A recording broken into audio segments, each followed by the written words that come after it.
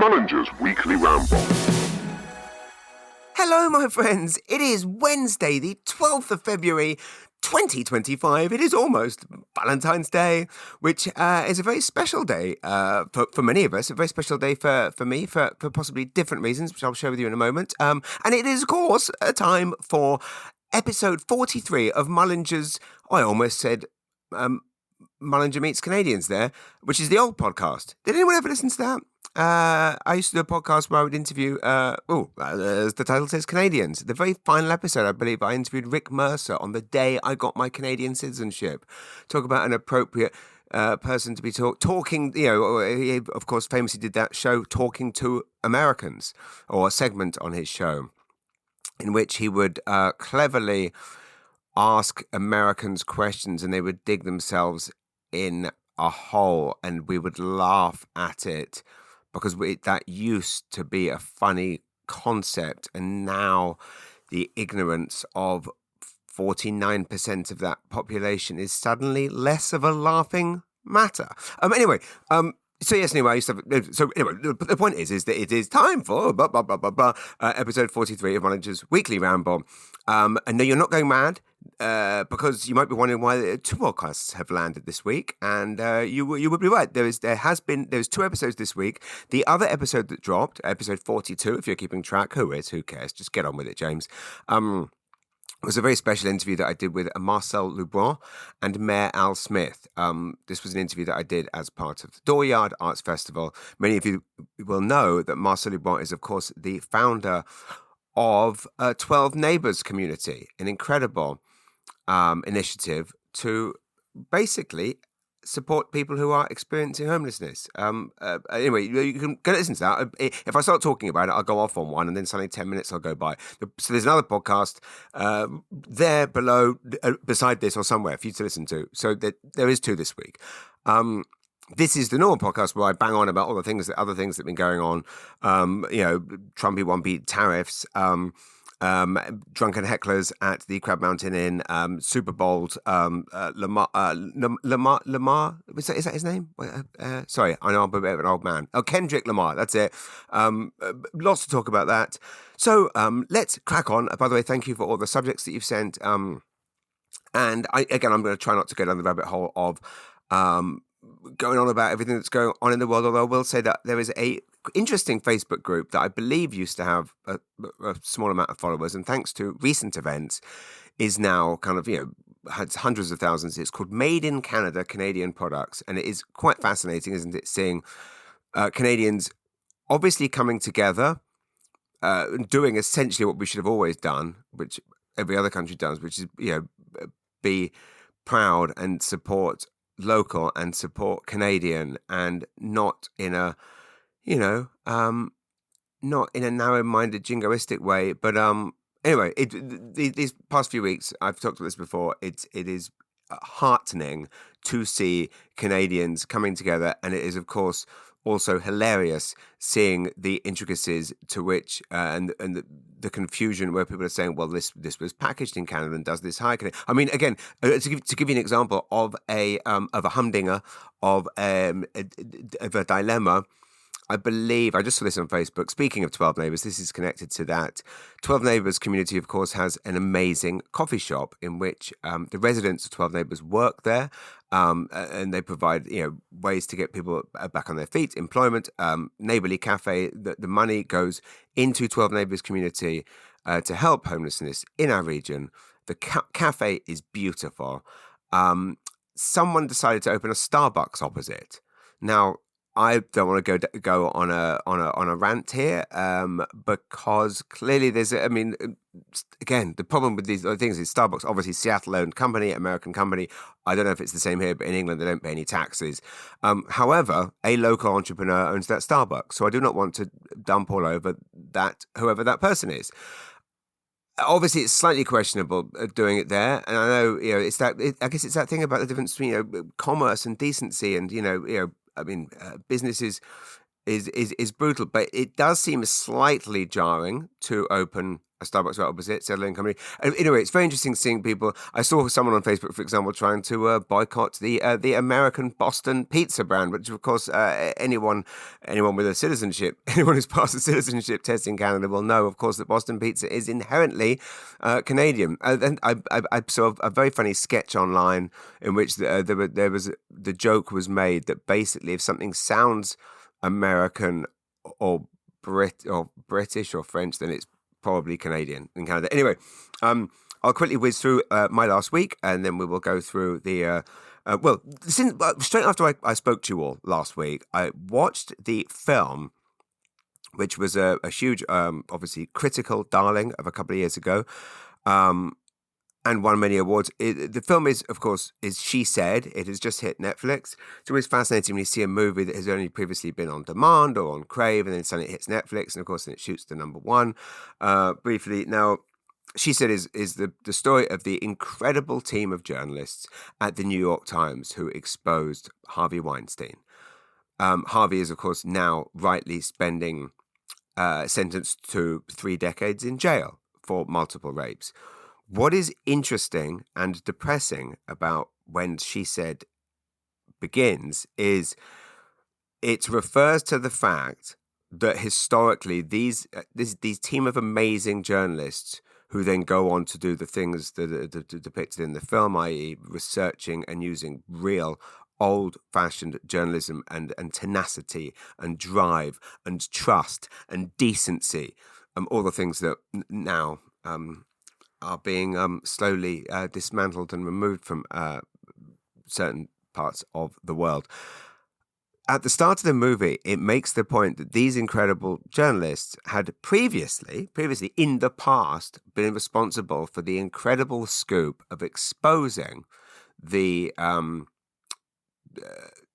should we say, the problematic sexual behavior of Donald Trump. So it is referred to as this historically. They exposed this thing in the past, and now they're going to go on. And it's absolutely flabbergasting to think. I don't know if flabbergasting is the correct tense. One can be flabbergasted. I don't know if you can continue to be flabbergasting, but I think if there was ever a time in life for us all to be flabbergasting is actually quite a good name for a tour. I'm still somewhat struggling with this year's tour name. Live in 25, my friend Paul Wilson gave me, which is very good, but I still feel like it needs a name. Off the Meds seems to be a very popular one to anyone who has been to a show, but I'm not sure if Off the Meds will appeal to people who haven't seen what I do. Anyway, flabbergasting, not a bad name for a tour. What is flabbergasting is that Harvey Weinstein is rightly doing 3 decades in jail, and meanwhile the other person who they exposed for being a brute. I'm trying to think, what are the words I'm looking for? And again, sex pest doesn't really cover it. A rapist.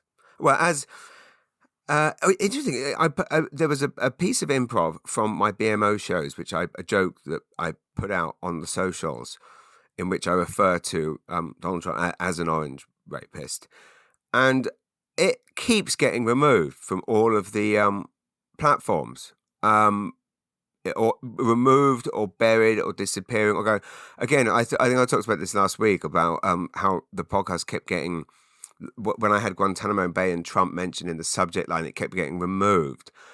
Or made private. It's very weird. Basically, so anyway, what's double tragic about this is that these amazing journalists exposed all of this back then, and now Harvey Weinstein rightly doing 3 decades in jail. Donald Trump is now the president of the United States of America, and basically you can't turn on the news or look at a single newspaper. Not that if you're listening to this in Atlantic Canada, you can look at a newspaper, but I don't know about you. I look at the Guardian newspaper every day, which, unlike the Globe and Mail and National Post, is actually free to look at, and basically, given the shit show that is currently going on, Canada is on the front page every single day. So if you do want to get your news, check out the Guardian. But what's my point? My point is the fact that, one of them ended up where he belongs, and the other one ended up as the most powerful man in the world. And in doing so, he has also systematically and ingeniously managed to convince his followers / many other people that you can't trust the media, that all journalists are. This whole fake news idea, which was such a brilliantly genius and evil. Well, again, all straight out of a certain someone else's playbook from back in the most tragic historical time of ever. Basically, he's managed to convince everyone that all journalists are liars and all newspapers are fake news, and the mainstream media isn't to be trusted. So basically, the work of amazing talents, like when you watch this movie, She Said, this kind of journalism is being slowly dismantled and destroyed by this idea that, and of course, there's a very good reason why he doesn't want anyone investigating things, because so now suddenly everyone just trusts all this crap they see online, and of course the likes of Zuckerberg are taking away fact checkers because they say they want free speech, but then meanwhile they're also deleting jokes from the internet that a British comedian refers to an orange rapist as an orange rapist. So it's all very depressing. But anyway, what She Said, because unfortunately these journalists and the amazing team of women that did this is slowly going to be a thing of the past, because everyone fell for the trap and the trick and the lie that journalism was all fake. And obviously, I mean, not to say that there weren't, but when I say that there weren't newspapers doing disparaging or doing dastardly things. I don't know why these words come out of my mouth. It seems to be from the 1920s sometimes. Dastardly brute. But British tabloids being a case in point, which, by the way, Prince Harry recently won his case. Like the British tabloids that famously were literally and admitted to hacking phones. Anyway, sorry, my goodness, 10 minutes, one film. Okay, I'm going to whiz through the other films I saw this past week. Kinda Pregnant with Amy Schumer. I don't know what to... big fan of Amy Schumer. Love her work. Was very excited about Kinda Pregnant. There are funny things about it. It's not the best though. I don't know how the joke is that she wants to be pregnant and she pretends to be and then starts dating a guy. There's quite a funny sex scene in it. The script isn't great. It's the joke that she falls on her stomach is pretty much done about 10 times. I mean, I love a pratfall as much as the next person. Although Kinda Pregnant, Amy Schumer pretending to be pregnant at one point where she's walking around with a balloon up there. Another point where there's a turkey and no one's supposed to notice. Obviously, in comedy, silliness is key. But anyway, I love Amy Schumer, so all good. I also love Amy Adams. So on Thursday night, watched Night Bitch, which is a movie in which Amy Adams is a mother who is, like a lot of us, when... young children struggling with it, so she starts to, I shit you not, turn into a dog, which it's a stretch. It's a stretch. What else we watched? I watched lots of episodes of Graham Norton on Friday. Oh, then we did a show at the Crabbe Mountain Inn, which is a beautiful inn in the middle of nowhere in Upper Haynesville near Zealand. And obviously near Crabbe Mountain. Those shows, I've done one every year for the past 3 years. They're always incredibly rowdy. This was possibly the most rowdy yet. It was almost too... Actually, it was so... The crowd were a combination of drunk and disruptive, and unfortunately people have to walk across the stage to get to the toilet, which of course it doesn't make it very easy to do. Finely crafted stand-up comedy that is my unique blend of... Oh my goodness, I tried last week. I missed out last Thursday where I was at Long Bay testing material. That was a tough-ish gig. I hope everyone did have fun, and hats off, by the way, to the Snell Group, which is a local real estate firm who very kindly bought a big batch of tickets to bring their staff for a wellness night out. And I have to say, in this era of supporting local, I have so much gratitude for all of the businesses and organizations that have recently chosen to keep their staff's morale high and their mental health in good stead by taking them on or booking me to perform for their teams during what is the most depressing time of the year. That is local businesses supporting local artists to improve their mental well-being of their teams, and therefore get more productivity out of them. So ultimately, I mean, it's always down to getting more out of people. Capitalism reigns supreme. No, but it's just nice. Well, I guess I'm just trying to say that I really, really appreciate it, and it's not easy doing what I do where I do it. And so when the support comes, it is very kind. Speaking of which, I mean, John and Angela Whitlock, who own Crabbe Mountain Inn, absolute diamonds. I mean, work their backside off to it can't be easy running an inn in the middle of nowhere in the woods in New Brunswick. Because of the fact that they are such hard workers, they've turned this into such a destination. And also, one of the things I found hardest when I moved to St. John was, that thing of trying to suddenly introduce comedy into people's mindsets as an option when they're contemplating what they're going to do at the weekend. Try and push it. Emphasize that comedy is an option. Look for it. There isn't a timeout. There isn't a newspaper. So please do look for posters. Look and explore and check social media and see if things are happening. What John and Andrew have created at Crabbe Mountain Inn is, because it's such now a well-known live performance venue, the shows sell out instantly. Like, they have musicians in, they do 2 nights, sell out all the shows. I think my show there sold out in like 12 hours. Anyway, I mean, obviously it's not a huge venue, but I'll be posting clips from that Rowdiness. When I played it 2 years ago, there was a power cut. Last year, there was a four-wheeler and a dog and all kinds of things joined me on stage. And this time around, oh my goodness, the phone's going off. And it wasn't for granted, I'm fairly just proud of myself that I managed to do 2.5 hours on stage and, pretty much elicit laughter throughout. But for the people who had bought tickets to see a honed show, I had to abandon numerous routines at various points. So, anyway, as I said on the night, and as I've tried to emphasize to a couple of people who've posted online about the fact that, the show was ruined for them by the drunks and the disruptive. If you were at the show and felt that you didn't get a show, please message me and I would be most delighted to send you free tickets for my Frederickson Playhouse show later this year that I am fairly confident will not be full of rowdy drunks walking across the stage to go to the toilet. Okay. Hotford's it back on Sunday morning to get back in time for my son's hockey game, which he won. My son's hockey team won 3 games in a row, which is such a joy to see. Then Hotford's it back into town with my youngest son, River, to see the New Brunswick Youth Orchestras. It was a 60th anniversary event that they've been rehearsing for 3 years. Oh my goodness. They were doing Gustav Mahler's Symphony No. 1, Project Titan. Absolutely phenomenal. Now, if you listen to this podcast on the regular, or indeed know anything, you know that I love the New Brunswick Youth Orchestra, St. John Youth Orchestra. I love Systema. I love the Moncton Youth Orchestra. I love everything that these world-class heroes do. This performance, it absolutely blew us all away. And I mean, shout outs to so many, every single performance. There was something like 80 of these incredible musicians, all like in their, I would say, like between 8 and 13. I mean, young. Maybe 8 and 15. Obviously, Antonio Delgado, the maestro, just phenomenal.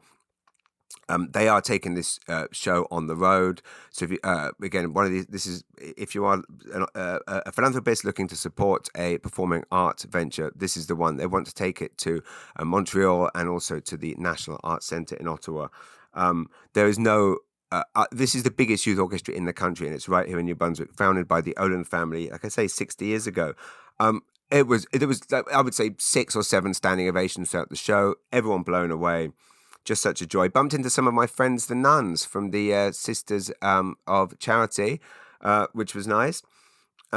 Big shout out to Calvin Rowe, St. John's own, a phenomenal clarinet superstar who blew everyone away when they played Claude Debussy's Premier Rhapsody. That was after actually Dance of the Nights, which is of course the theme tune for the UK, which is of course from Romeo and Juliet, which is the theme for The Apprentice in the UK. The Apprentice, or is it? I couldn't tell actually when I was listening to it. Was it The Apprentice or whether it was Succession? I think it's The Apprentice. The Apprentice UK, of course. I think I mentioned last week. Brilliant show. and has not. I mean, the people in it are monsters, but none of them have ended up president. So it can't be that bad. So anyway, if you get a chance, the Brunswick Youth Orchestra, I will point out, are performing this again at the Richard Curry Centre in Fredericton at some point, and then next month they're doing a show in Moncton. Anyway, do what you can to go to my page. I will be posting everything the New Brunswick Youth Orchestra do. It's just incredible. I know you know that they played Carnegie Hall last year. Just it blows me away. Skylar Brigley on violin. You always amaze me, my friend. Can't take my eyes off him when he's playing. Just truly incredible. And like I said, just seeing these 60, was it 100, 60, 70. The whole production from beginning to end, phenomenal. Spent 3 years working on it. You could have been watching, the New York Symphony Orchestra. They're up there. Like, I know I overused the phrase world class, but trust me when I say they're up there. Obviously, and then obviously Sunday night was the Super Bowl. Now, Super Bowl, I don't know much about American football. I have to say, I'm someone that embraces everything and admires everything. I'm also not a cynic, and I don't want to slag things off. I will say, American football, I want to get into it. I mean, here's the thing. I listen to Bill Burr's podcast, and Bill Burr obviously loves American football and probably spends half an hour talking about American football each week. Now, I don't understand it. I don't really have an interest in it, but I like Bill Burr, so I'll happily listen to him talk about this thing passionately that I don't really understand. And maybe the same thing. Maybe you listen to this and you wish I would shut up about Trumpy Wumpy, which again I am trying to. But so I'm watching the American football, trying to get into it, as I did on Christmas Day on Netflix as well. I've never seen such a stop and start sport. Again, and I'd love to hear your thoughts, like if you like American football, what you like about it. Because you watch like a sport like rugby or football, it just keeps going. Or Saturday night was a great night for fighting. Of course, there was it was UFC Friday night, and also there was boxing in the England, and it was really fascinating watching Tyson Fury's nephew or cousin fighting. Anyway, that was great. But it was a what's his name? What's the guy's name that was fighting? Have I forgotten this? It's weird when you're recording this podcast. I go off on these, as you know, I ramble. Oh, it's Derek Chisora. That was it. Derek Chisora won. He's been fighting, for 20. He must be in his late 30s now, maybe in early 40s. Had a phenomenal fight. Anyway, boxing, UFC, rugby, football, hockey, fast moving, just keeps going, bang, bang, bang. American football, throw the ball in the air, someone runs, bumps into each other, catches it, and then it stops, and there's a long break. So I don't fully understand it. Anyway, obviously there was a big surprise when the team it's so weird with, it's like it's 50-50. And I always find it funny with these two teams, obviously at the top of their game, and then one team loses. And of course, I'm reading about is what a thrashing it was and how humiliating. And Patrick Mahomes is having the worst. Patrick Mahomes is having the worst year of his life. Patrick Mahomes is having the worst year of anybody's life. Really? Is he really? I think Patrick Mahomes, I mean, does Patrick Mahomes think that? And if he does, he's a bloody big baby because, well, just try working for a living, Patrick. Like, I don't understand these things. Well, it is the weird thing. It's these armchair critics. I see the same thing when, like, a UFC fighter comes in and they lose their heavyweight. They're the best heavyweight in the world, and then they lose their belts, and everyone's going, "Loser, piece of shit," and it's like some 500-pound man sitting in his mum's basement, bashing out insults on his laptop, shoveling Cheetos in his balls in one hand, Cheetos in the other. Actually, no, that's all the hands, isn't it? So he would need one of those hands. Maybe he stops masturbating to type the insults. But these people just go online, just writing insults about how so and so's a piece of shit and so and so's loser. He never had it. This fighter's lost it. That player's lost it.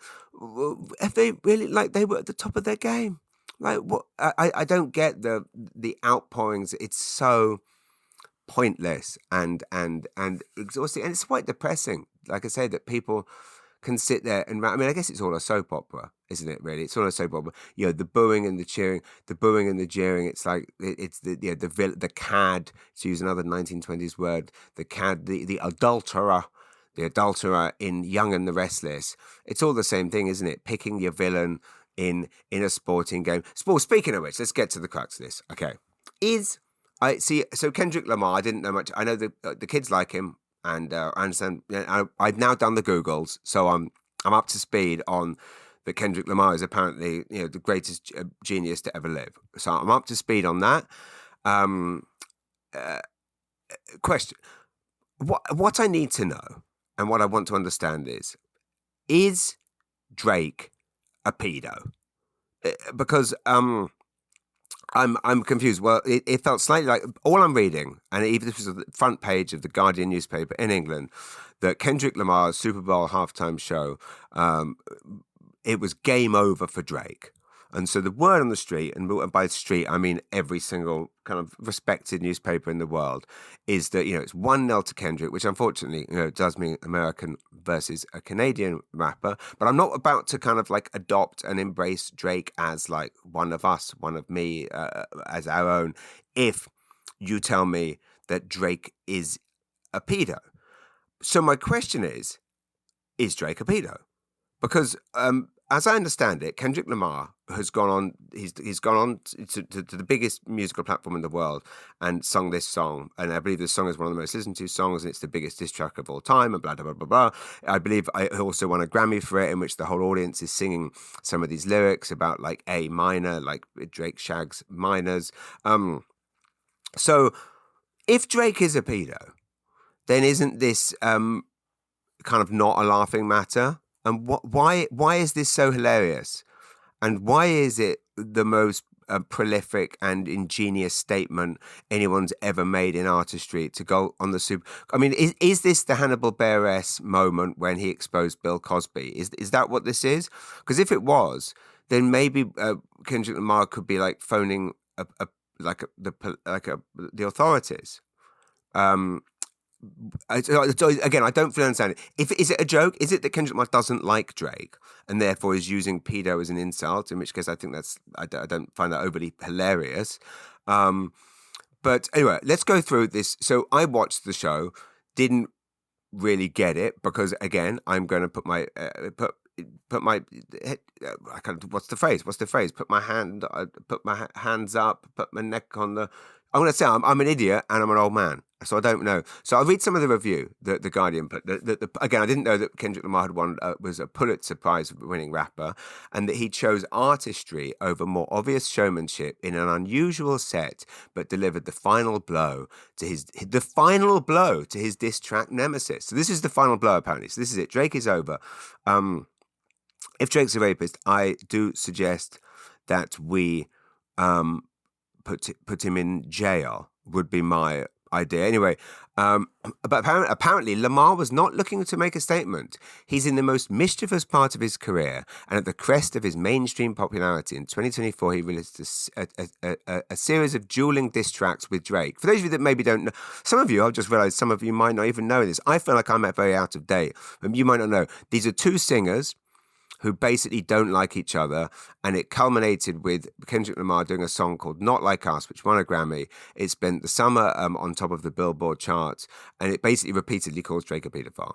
It's apparently a joyous song of defiance. Joyous. Interesting. I generally find the exposing of pedophiles not that joyous, Guardian newspaper.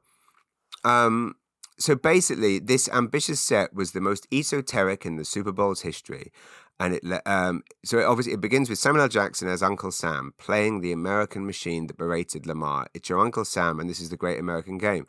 The line that he apparently removed the word pedophile, but he did say, "Hey Drake," and then he said something about how like you want to.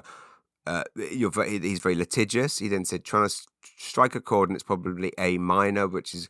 Then Serena Williams comes out that is apparently Drake apparently dated. She then does I believe a gang dance. Is it the Crips or the Bloods? The Crips, I believe. And so all of this is to say, if Drake's a pedophile, probably someone should do something about that. But apparently dancing and laughing about it at the Super Bowl is cool. And everyone in the world seems to think it's the greatest and most profound thing ever. So please tell me, Again, I don't get it. The President of the United States attended the Super Bowl, making him the first sitting president to ever attend, which is, of course, wonderful. So, again, lots of people. I mean, I watched this show, and because I don't know the songs and I don't really know Kendrick Lamar, it wasn't like jumping out to me as the greatest thing ever. But again, it's not for me, and I'm an idiot, so that's fine. We're willing to. Apparently, though. The whole show was a subliminal message to MAGA, Make America Great Again, as a whole. The most prominent of these messages was legendary actor Samuel L. Jackson playing Uncle Tom, which many assumed Jackson was playing Uncle Sam, but his commentary shows he represented Uncle Tom. So we really need to. So he would kind of berated Kendrick, too loud, too reckless, too ghetto, which apparently is supposed to echo what people might be thinking. I've been reading, it's a 13-minute masterclass, the most audacious protest ever televised, apparently, according to another newspaper.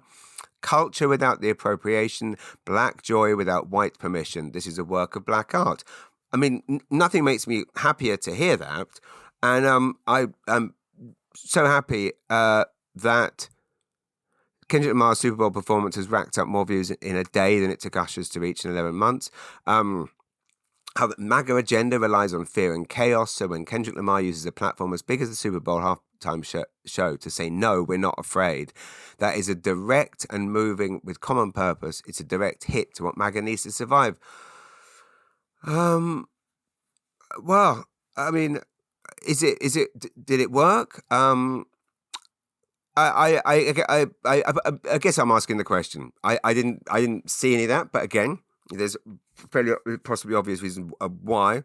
A main one being I'm an idiot, and I possibly, as someone that has never even approached any level of genius. Anyway, maybe I've given enough time to this American. Oh, okay. One of the things that lots of people have said that I should be doing on this podcast is, of course, talking about things I've been consuming that are local. Well, I have been enjoying cookies this past week from the Nova Scotian Cookie Company. The people at the Nova Scotian Cookie Company are truly wonderful people. Jenna Ross is one of the founders, and I implore you to check out nscookieco.com.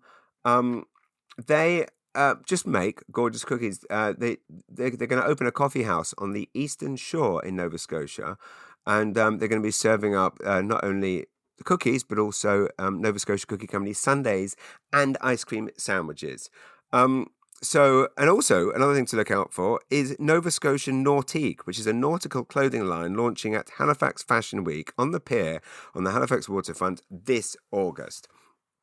I implore you to check them out. And equally, another thing that I've been enjoying lots of this weekend, both at Crabbe Mountain Inn and at home, is the wonderful covered bridge, obviously proudly New Brunswick. Would you like a list of places there available? I'm sure you would. Sobeys, Atlantic Superstore, Needs Convenience, Walmart, Wilson Fuels, Costco, Circle K, Kent Building Supplies, Sholton's, Fens, and Great Canadian Dollar Stores. Hats off to Brooke Dickinson, the Vice President of Covered Bridge. Expect to see lots more on Covered Bridge in the Maritime Edit magazine very soon. And yes, I'm sorry. I spent 10 minutes talking about an American thing that I didn't understand. What a brilliant podcast. Wow, Mullinger. I'm glad we tuned in to listen to you tell us for 10 minutes that you didn't understand any of the Super Bowl. What an amazing commentary. Two other things. Finally started watching the third season of Hacks, which... as many of you know, it's Jean Smart playing a kind of a Joan Rivers type stand-up comedian about her relationship with a young writer. The first episode actually interestingly set just for laughs. Some aspects of it highly accurate, some not. The most fascinating aspect actually is the part of how now she's hot again, like in the industry, and she's had this kind of award-winning special. She now is struggling to test new material because everything she says on stage, they just laugh, and she now can't figure out a way. Which is why so many of your favorite comedians, when they do their first special, it's a work of genius, and they do their second, and it's nowhere near as good. It's because they have no true way of testing. Which is why it's so wonderful being completely unsuccessful and unknown like me. But all that said, it's also why. Interesting fact for you: I have been trying to take or attempt. I am struggling a bit with my show this year. And I always write in my diary at this time of the year, every time I'm starting to think, oh my goodness, it's never going to come together. I always have to write down the same thing: trust the process. And it's just you get on stage as often as possible. You keep trying. Bits land. Interesting fact: bits that absolutely stormed it at improv nights, where the audience suggests the subjects and you pull it out of a hat and you riff with it and you run with it, and it rips the roof off. Interestingly, don't always translate that well into a stand-up set where the audience aren't expecting it to be improvised. Does that make sense? So there's bits where if I pulled a word out of a hat or a subject out and I just riffed with it on the spot, bits that absolutely brought the house down during the improv shows. But then when I try it either at a new material night or I obviously needs to be better, obviously. But what's interesting is the realization, of course, that I guess a huge part of that is down to audience expectation. So when they are watching you do a thing that is, billed as a unplanned, unscripted, off the cuff, you pick a subject out of the hat and then you run with it. The expectation, I guess, is a little bit lower. So when something lands a bit, it's so surprising that the reaction is big, the applause and the laughter. But in a set, when you try and translate that same bit in, but of course what I need to do is, again, trust the process. And by doing these bits over and over and over, find the tags, find the punchlines, find the flab that needs to be cut off to get to the bone of it, meat of it, whatever. I mix up a lot of analogies on this podcast, but I'm glad to say actually that there's a short film coming out very shortly by a amazing filmmaker by the name of Aaron Wilson. Aaron or Aaron? There's names that you are aware that you're often mispronouncing a lot.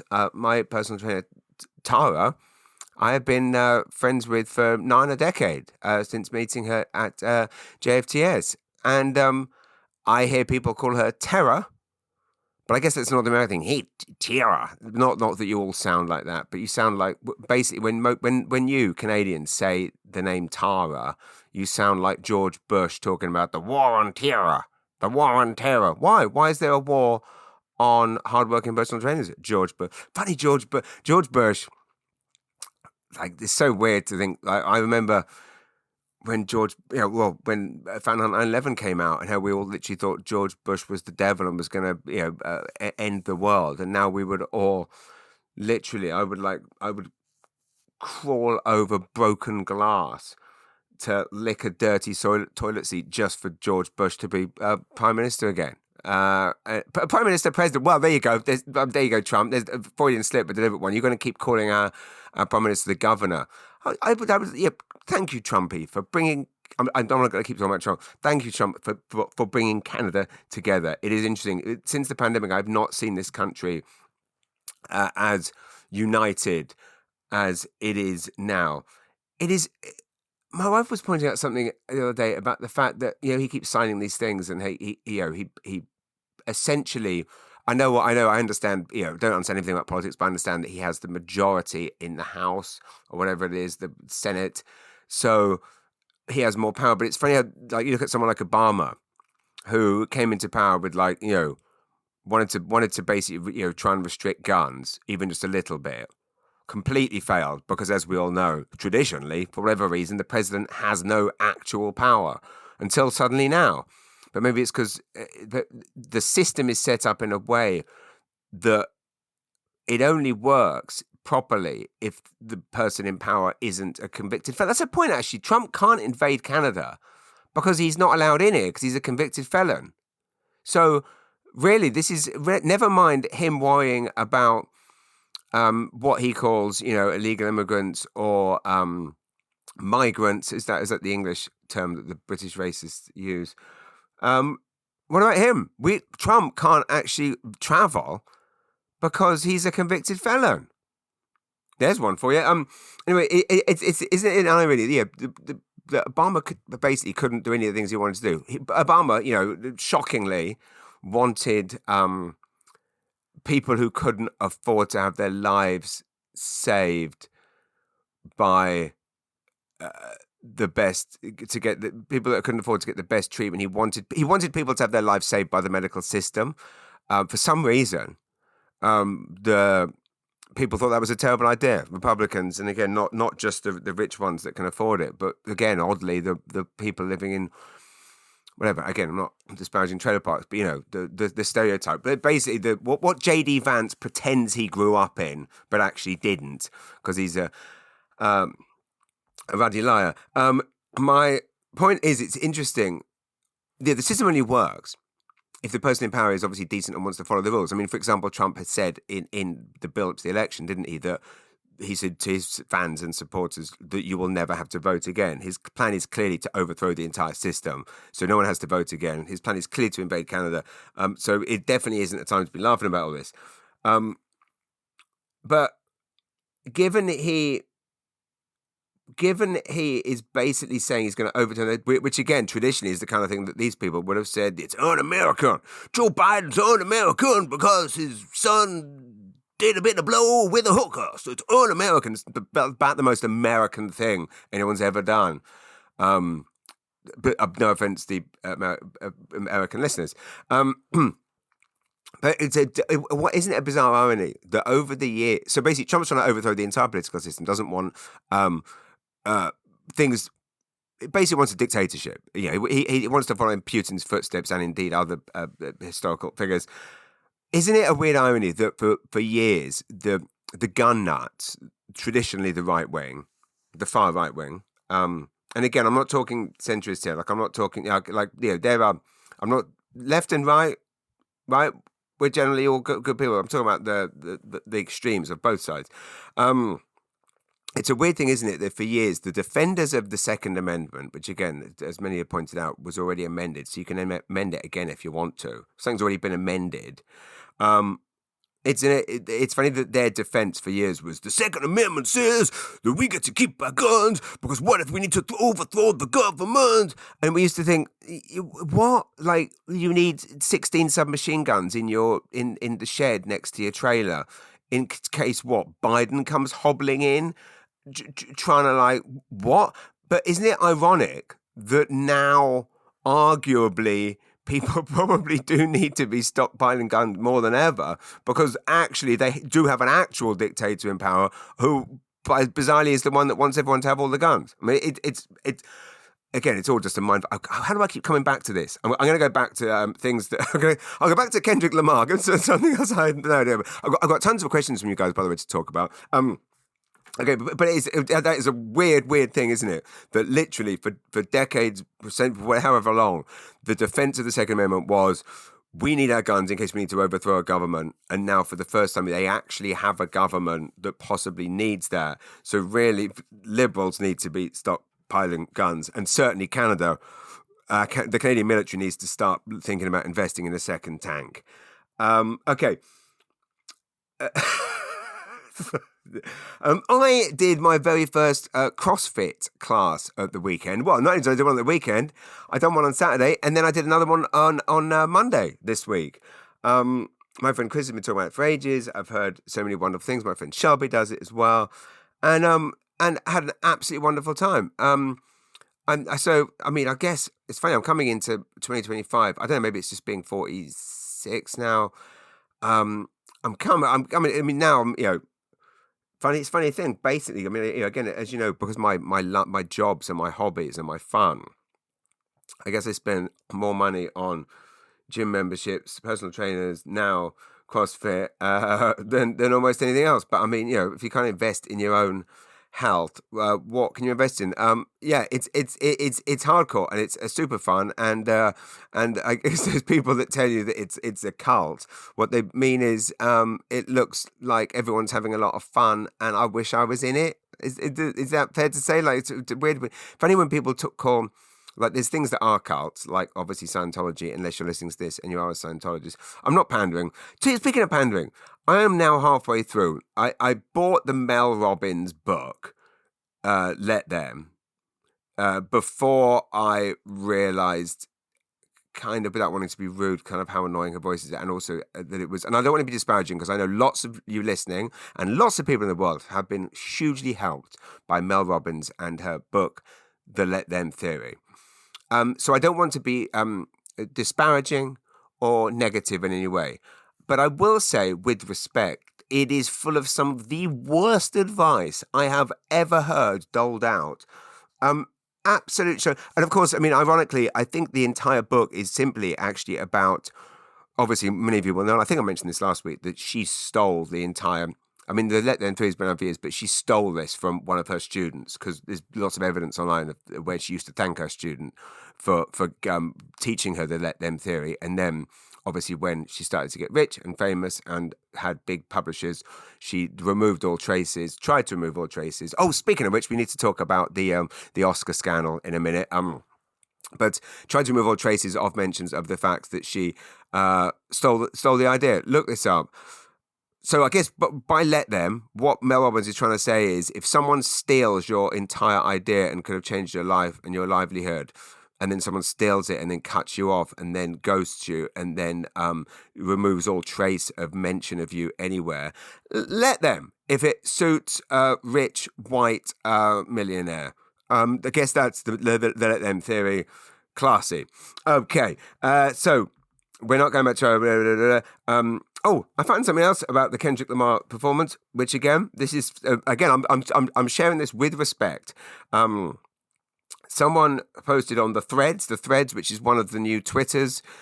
There's the Threads and there's the Blue Skies. What's the difference between the Threads and the Blue Skies? Can anyone tell me? I mean, just owned by another evil psychopath harvesting our information for evil. It is so... I still can't get over... I just had another one. My Trump joke video was deleted again a short while ago. I just cannot get my head around the fact that literally you have a guy that can say anything and then comedians can't make jokes without his buddies who own the social media networks taking them down. It's bizarre.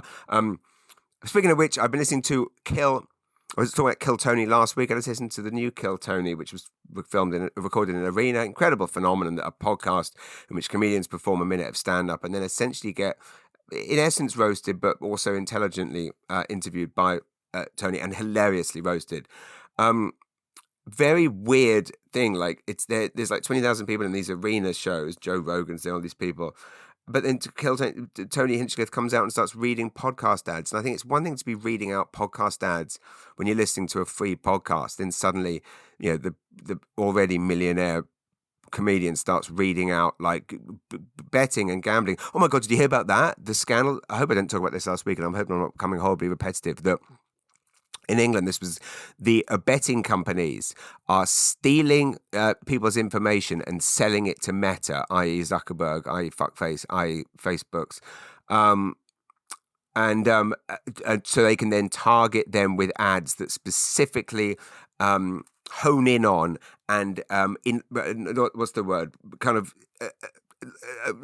I don't normally get stuck for words in normal life. There's something about this sitting here talking to a mic like a lunatic sitting at a desk. But basically, information that is then from your gambling habits, that information is then fed to the Facebooks, and then they tailor ads that will manipulate you specifically, so they know what your weaknesses are. And I'm sure you've read this, that the sport betting is at an all-time high, gambling addictions at an all-time high.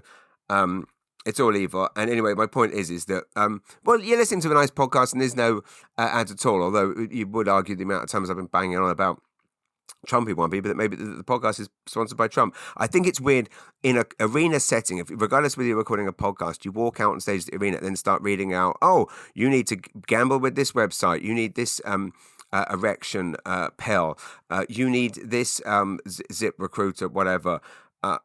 You know, because they've already spent $100 on tickets. What is with the price of tickets for events and shows? Isn't it bullshit? If you're disgusted by it, I'll tell you this: my tickets will not be going above $35 ever for theatres, and $25 or so for Long Bay. Just putting it out there. Anyway, right, we're going to move on. We've got all of your the Kendrick Lamar thing, which I read. This is a message from someone, which again I want to give, because I want to give respect. It said, to anyone that says they couldn't understand Kendrick Lamar's Super Bowl performance, it's me. Again, I didn't get this. I don't know the songs, so I understand from my children that they are very good, and that someone called Scissors is a really, really good singer, and Scissors apparently sings on one of the songs, and the kids would love to go and see these people, the Scissors and the live. But of course, who has $1,000 for the sickening greed? Anyway, this post said, watch it. If you don't understand Kendrick Lamar, watch it again and again and again and again and again. It's a hell of a lot of commitment. I think make things obvious. 2 viewings should be enough of something to understand it. I don't know. Watch it again and again and again and again and again. Turn on closed captioning. Pay attention to the choreography, the set, the formations, the clothing. Really listen to Samuel L. Jackson. Seek out analysis that breaks it down. In other words, try harder to understand. Now, fair enough. If it's my white privilege, which is, I guess, what this is getting at, that is stopping me from understanding it, I've watched it 3 or 4 times. I will watch it again and again, and I have read all of the commentary, but I will try harder to understand because I don't want to be a jerk. Okay. We've got to zip through all of your questions. Oh, so I did my first CrossFit class. Lots of fun. What else have I done? Well, I've done 2 classes. I spoke to my friend Julian. Julian was my best friend growing up at school, and I weirdly, like, we have a WhatsApp group that me and him and our other 2 besties, Paul Wilson, nicknamed Willow, my dog named after him, and Rob Bound, who is you might listen to on Monocle Radio. We have a group that we kind of share silly memes and stuff, but because them, like everyone I know in England, is not on the socials, I know nothing of what they're up to. It's a weird thing. You know how here in Canada, where everyone's on the socials, posting every bloody thing. None of my mates in England, they're on Twitter and they might share links to like stuff, but they don't post anything about their lives on the socials. So, and I don't even know if they even look. So it's funny. We speak like once a year. Obviously, when I go back, it's like I'm very lucky. They kindly drop everything to get together, and we go and watch our favorite comedians like Stuart Lee or Frank Skinner. Okay. Andrew Butters has asked the question. And hats off to Kendrick Lamar. He was paid $1,000. Still a lot of money for this halftime performance. So, but I guess when you're at that level, it's not very much. But I'm sure he's doing just fine. Don't start sending care packages or philanthropy donations to Kendrick just yet.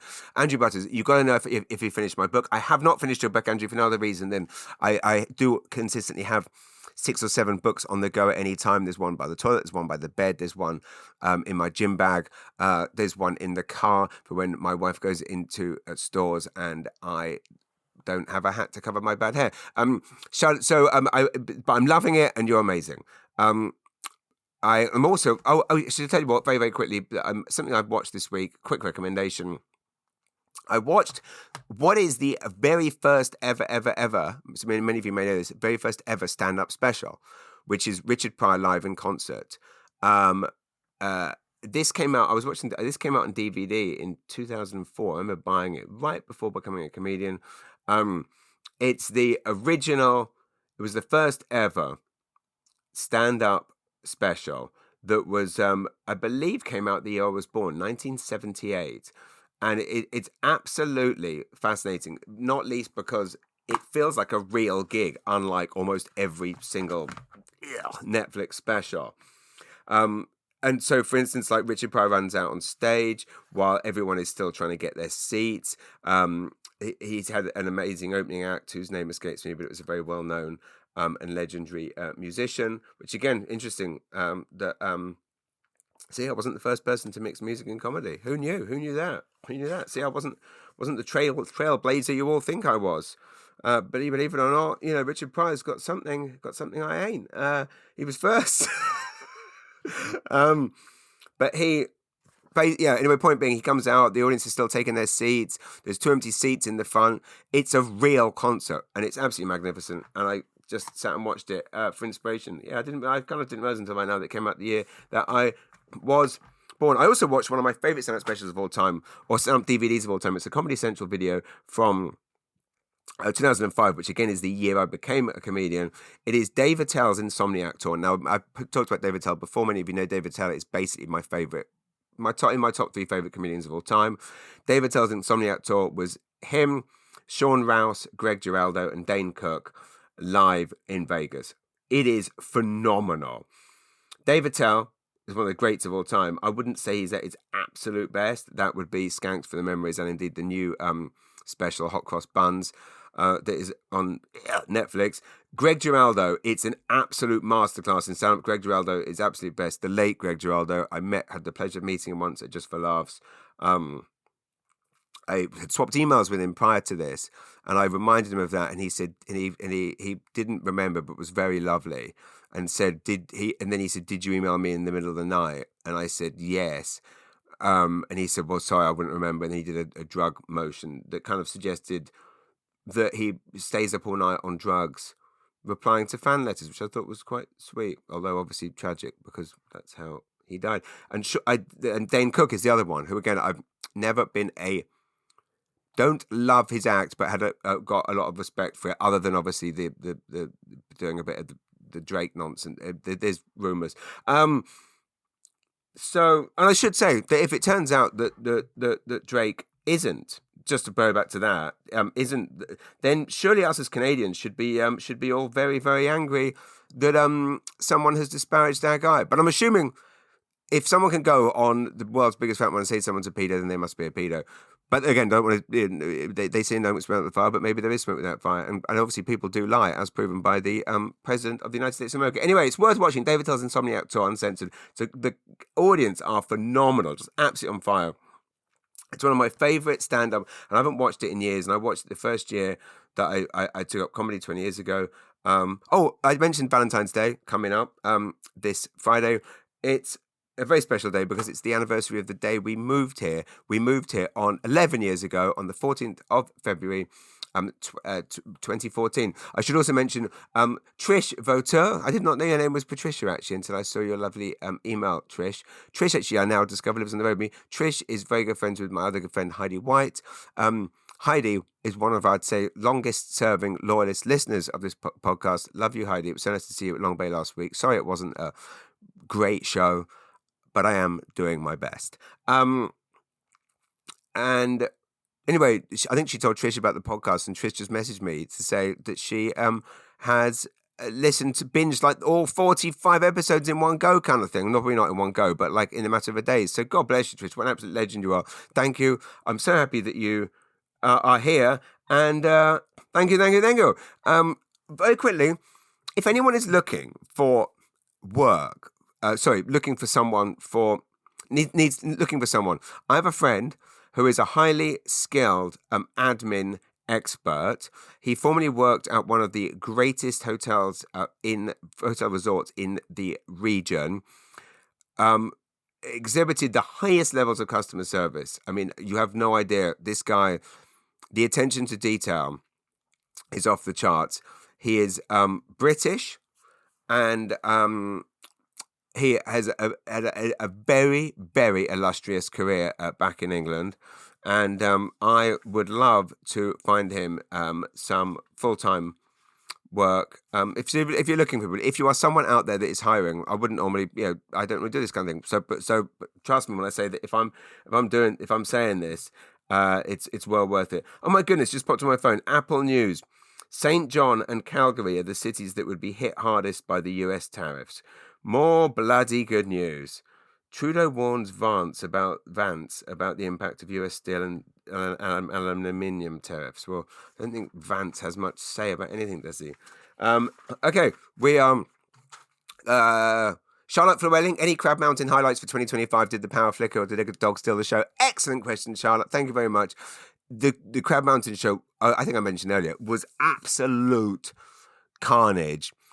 And I'm going to be posting clips from all of it. I mean, you name it, phones going off. I was grabbing phones, people coming up on stage, just non-stop, just talking, interruptions. I've never started and not finished so many routines. Kiva Lucas has posted Bad Words for a Good Causes this Saturday. Kiva Lucas is a highly skilled and wonderful local comedian who is not only rising up the ranks and doing amazing work, but he is also doing these incredible philanthropy, putting on these shows. Bad Words for a Good Cause is this Saturday, 7 p.m. at Wasted Day Brew, which is Long Bay's pub uptown, hosted by newcomer Jacob Tobias, which, if he is related to the Tobias family, then he must be an absolute master on stage.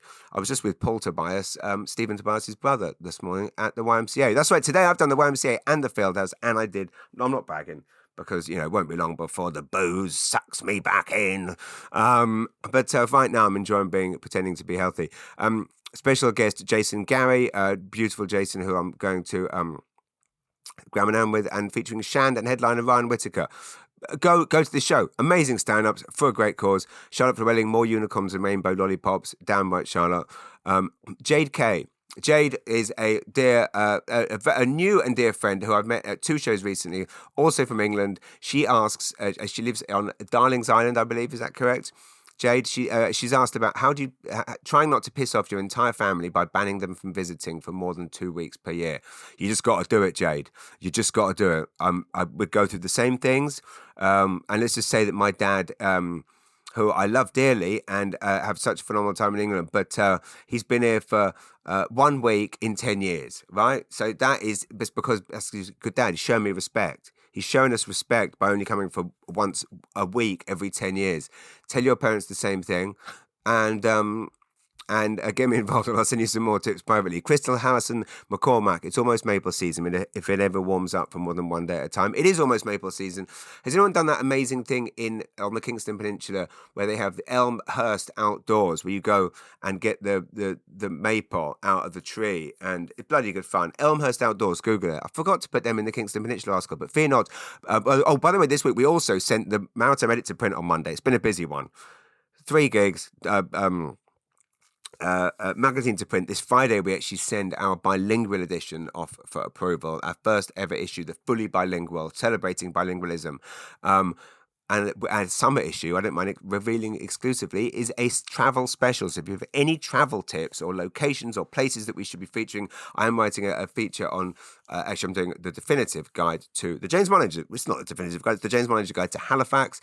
I'm doing a Kingston Peninsula article. We're also doing things on Hampton Brewing Company. But if you have any other suggestions, please let me know. Elmhurst Outdoors will be going in there. Sarah Mogino, my dear friend, also from the Peninsula. Maple syrup, sea starting, smelt fishing, and the Hillbilly Highway. What is the Hillbilly Highway? Is that the old road? Is that the old road? I think it is. Mark Burnett, you beautiful man. How is your amazing daughter? I hope you guys are doing great. Mark Burnett wants me to talk about hot dogs. I bloody love hot dogs. I don't eat hot dogs in winter. Isn't that a weird thing that something should only eat in summer? And yet a hot dog right now would be bloody delicious. Nathan Dimitrov, the hilarious Nathan Dimitrov said, safe sex is good sex announcement from GNB. Yes, indeed. That was very wise and wonderful. Safe sex is good sex, which again, basically the United government would like us all to do a lot less barebacking, please. So wear a sheath, and it can be disposable or reusable. And that's that. Erin Morel Chiswell wants me to talk about Hampton Brewing Company show. Well, it's this. It's Thursday night, and it is sold out, but I'm going to be adding another one. But it's my first time doing a show indoors. There's just want to see how it goes. Testing new material. Could be disastrous, but I'm desperately trying to get things up and running again. Jeremy Scott has asked, it'd be cool to hear about DUI culture in the UK versus Canada. Excellent question. Both have lost very dear family members here in Canada to drunk drivers. One word, and I cannot put this. There's no excuse for drink driving ever, but I will tell you this: in England, in London, I was never aware of it. Never with anyone I know was never going to, because obviously buses, tubes, trains, but crucially now Uber. Why the F do we not have Uber in?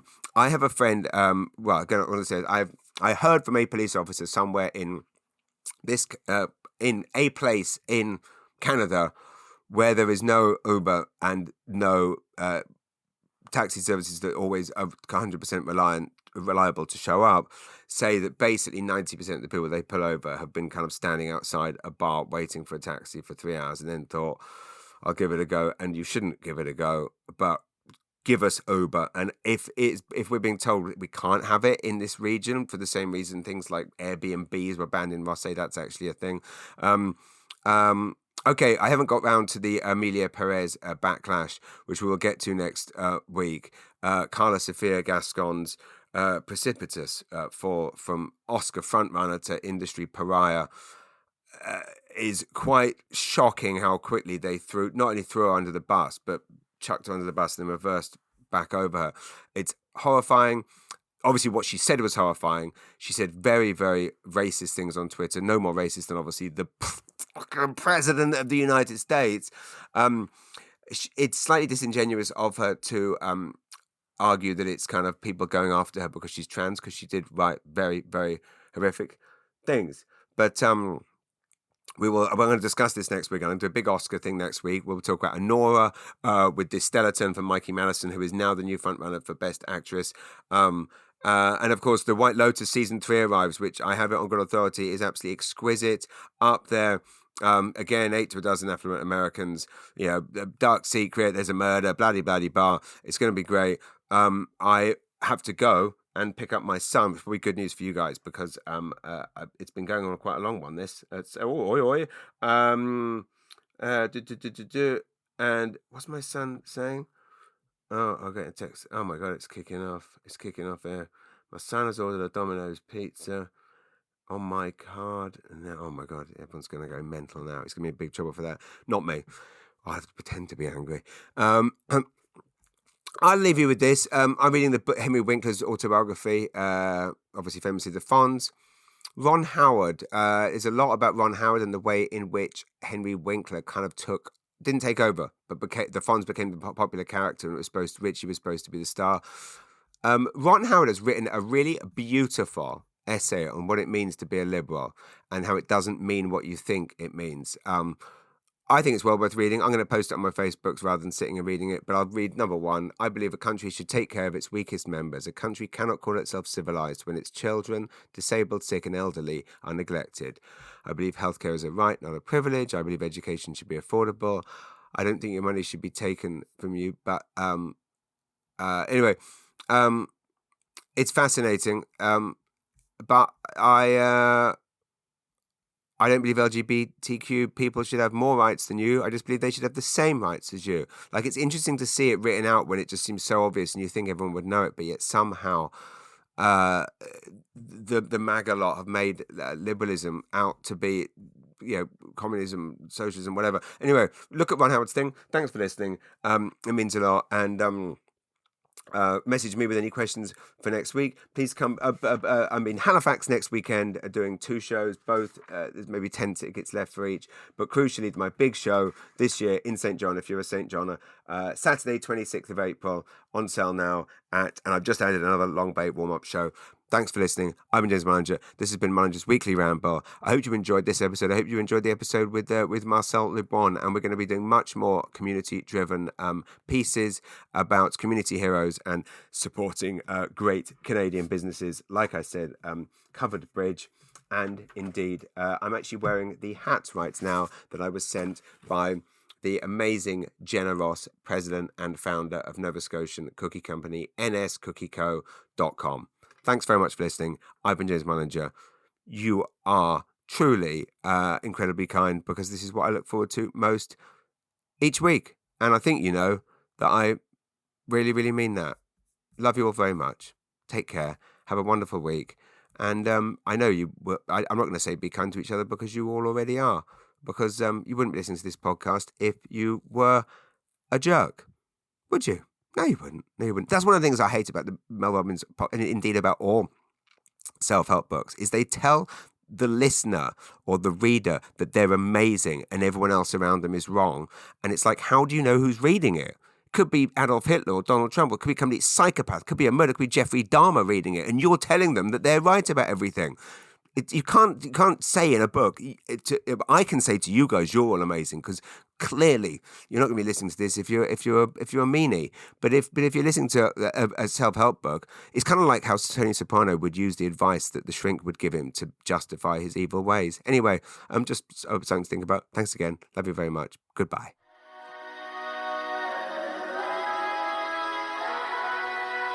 Mullinger's Weekly Ramble. You've been listening to a Podstarter production.